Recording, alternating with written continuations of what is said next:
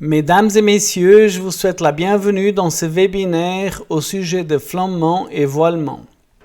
Je suis Carlos Martins et comme d'habitude, vous pouvez poser des questions à travers la fenêtre chat ou alors préférentiellement par email et je répondrai aussitôt que possible. Nous allons donc voir le modèle que nous avons traité aujourd'hui. Donc, pour faire l'analyse de flambement, nous avons besoin d'une combinaison de charges. Or ici, j'ai que des cas de charge. Voilà. Pour le faire, on va devoir calculer le modèle. Mais avant cela, on va devoir faire le maillage. Là, on va faire le maillage des surfaces.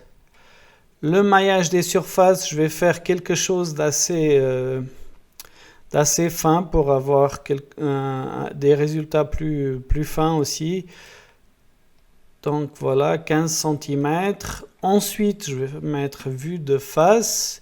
Et on va faire aussi le maillage d'éléments linéaires. Je commence par faire ces poteaux. Normalement, dans un calcul normal, traditionnel, on n'aurait pas besoin de faire pour ces poteaux. Mais là, comme on analyse le flambement, il faut le faire. Donc là, je mets taille maximale de l'élément 10 cm. OK. Ensuite, je fais la vue depuis dessus. Et je vais aussi faire pour tous les éléments ici le maillage d'éléments linéaires. Là, pour le faire, je vais utiliser les lignes croisées parce que si je fais 1 à 1, c'est fastidieux. Donc là, c'est beaucoup plus simple, vous verrez.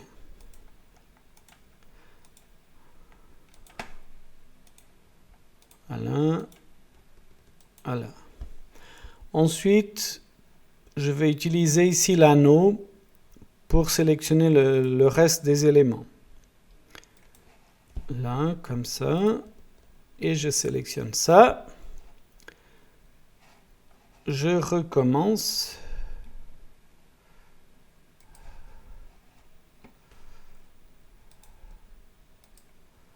Voilà. Là, j'ai tout sélectionné. Je peux faire valider. 10 cm aussi. Et je mets de nouveau en perspective. Là, je suis prêt à calculer. Donc là, je fais un calcul tout simple, linéaire. Ça va être très très rapide pour afficher les résultats. Pardon. Donc là, il va nous afficher les résultats. On attend.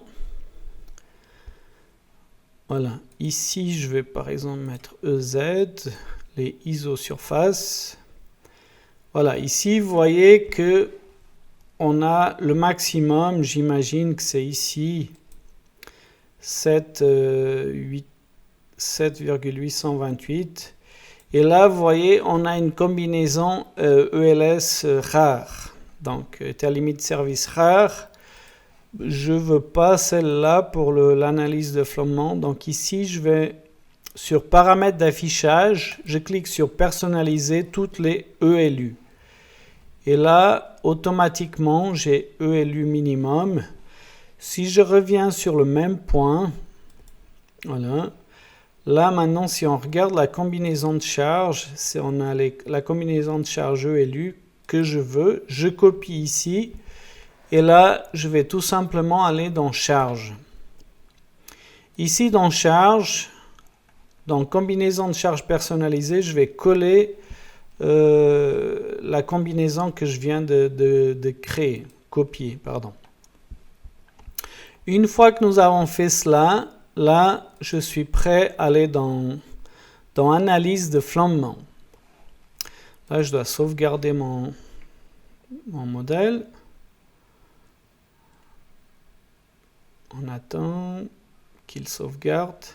Peut-être ici, je vais juste enlever la visualisation des charges. Voilà, ça ne m'intéresse pas. Ouais, j'enlève après, puisque la fenêtre, entre-temps, elle s'est ouverte. Là, je vais prendre cette combinaison. Ici, le nombre de déformés du mode de flambement, je laisse 12. Et là, les paramètres standards. Voilà. Ici, j'aurais pu mettre ne garder que les valeurs propres positives, parce que c'est celles qui intéressent, mais je vais laisser ainsi. Et là, il va nous faire l'analyse de flambement. C'est aussi assez rapide, vous verrez que ça ne prend pas énormément de temps. Donc, On y arrive gentiment. Quelques secondes, tout au plus. Encore. Voilà. Là, il est en train de générer l'affichage des résultats. Et voilà, là, on a les résultats. Ici, vous voyez, on a un facteur négatif, une valeur négative. Donc, celui-là, on ne va pas le prendre en compte. Le mode 2, vous voyez que là, on a cette forme de flambement. Ensuite, une fois que nous avons fait cela, ici, je vais juste déplacer là, peut-être ici, je désactive la vue des charges. Voilà. Maintenant, ici, définir une imperfection. Je vais d'abord nommer la nouvelle forme d'imperfection, balustrade. Je vais l'appeler ainsi, valider.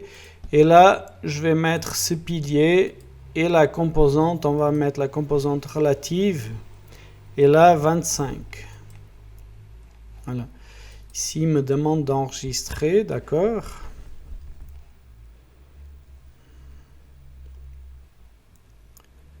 Voilà. Si je viens là, j'ai l'imperfection balustrade que je viens de créer, que voilà. Maintenant, je vais... Le mode 3, vous voyez, là aussi une valeur négative, donc on ne va pas s'intéresser. Je vais au mode 4. Si je tourne légèrement le modèle, voilà, c'est celui-là. Et là, je peux aussi, bien évidemment, créer une nouvelle imperfection, ER. Et ici, je mets aussi 25, par exemple. Voilà. Juste avant de créer, on va juste voir les autres. La 5, voilà, on a aussi là. 6, on a là. Et puis là-bas, de nouveau. Celles-là, je vais les grouper, les 3, la 5, la 6 et la 7. Voilà, E relatif. Et là, je vais mettre 15 mm maximum. Déplacement maximal, ok. Ensuite, le 8 et 9, vous voyez que là, je vais créer par contre une autre forme d'imperfection que je vais appeler balustrade.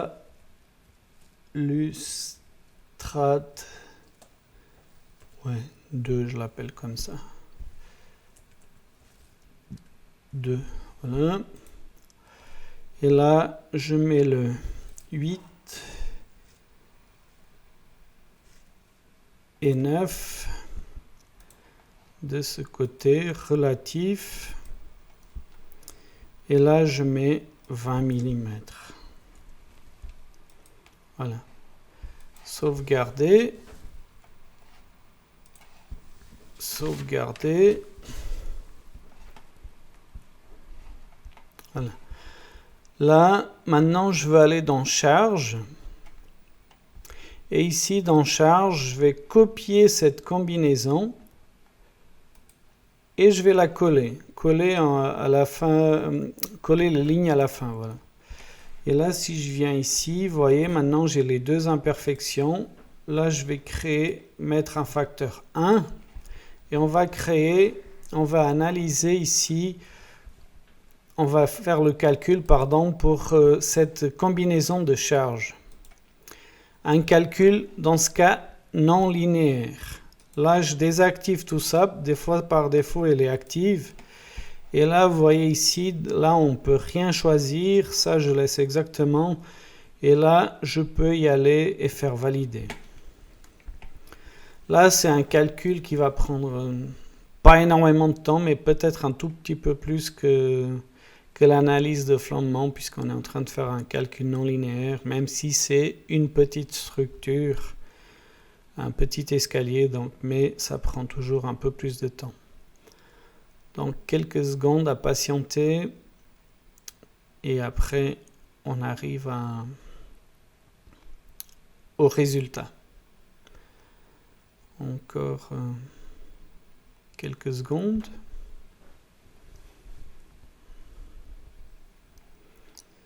Ça prend un petit peu plus de temps que j'avais espéré.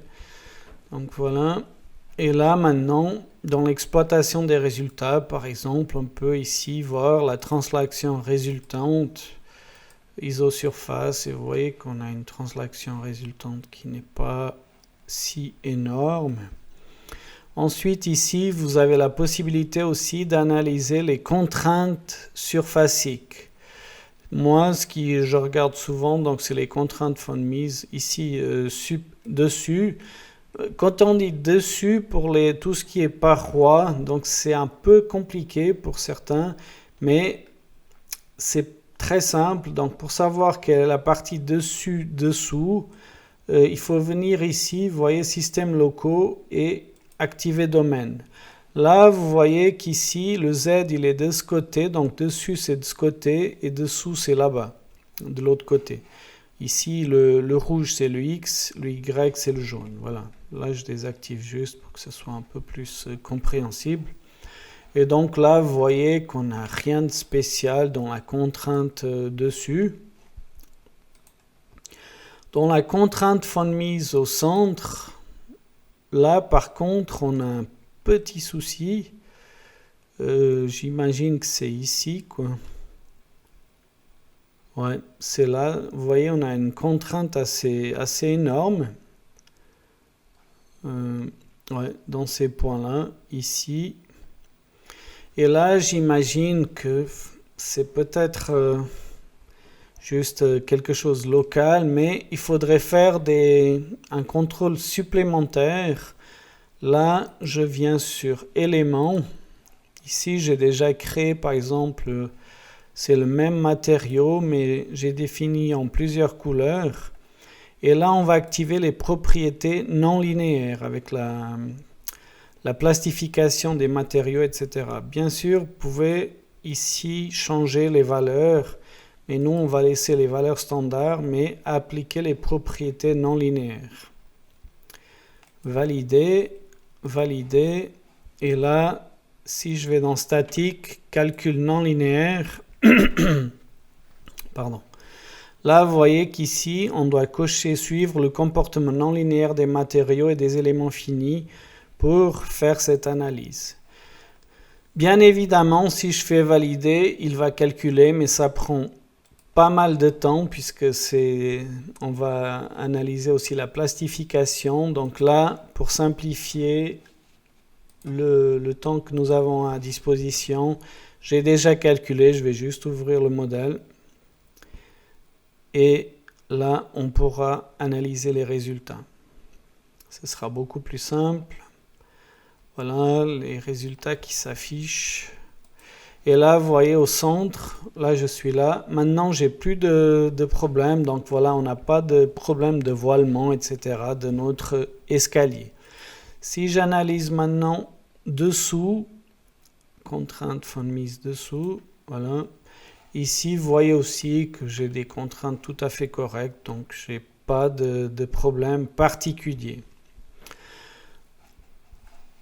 Maintenant, je vais juste vous montrer autre chose. Par exemple, si on vient dans Études acier, qu'on veut appliquer les paramètres, ouais. Juste sélectionner encore celui-là, voilà. Là, vous voyez qu'ici, on peut, normalement, le KY, etc., et le KZ, nous devons définir si c'est articulé, encastré, etc. Et nous allons ici mettre un KY selon nos conditions d'appui. Nous avions vu dans un webinaire donc, comment calculer ce KY, etc. Aussi, vous avez vu que parmi toutes ces formes de flambement, on aurait pu analyser la 10, on n'a pas vu, juste peut-être la 10, voilà, le 12, aucun d'entre eux on a eu un mode qui nous montre un flambement du pilier, par exemple. Et ça, bien sûr, nous aurions pu, ici, si je reviens de nouveau, appliquer beaucoup plus de nombre de déformés de mode de flambement pour trouver ici la déformée de notre pilier. Mais l'idéal, c'est faire l'analyse de flambement de pièces de construction. Donc, si je viens là, on va créer ici une partie. Je vais mettre pilier. Voilà. Là, je sélectionne ce pilier. Valider. Valider, voilà. Et là, maintenant, si je fais l'analyse de flambement, ici, là, je vais... Normalement, j'ai rien sélectionné, c'est tout bon. Si je viens là, vous voyez, analyse de flambage des parties. Là, je dois passer ça de l'autre côté, là. Et là, je dois aussi passer ça de l'autre côté.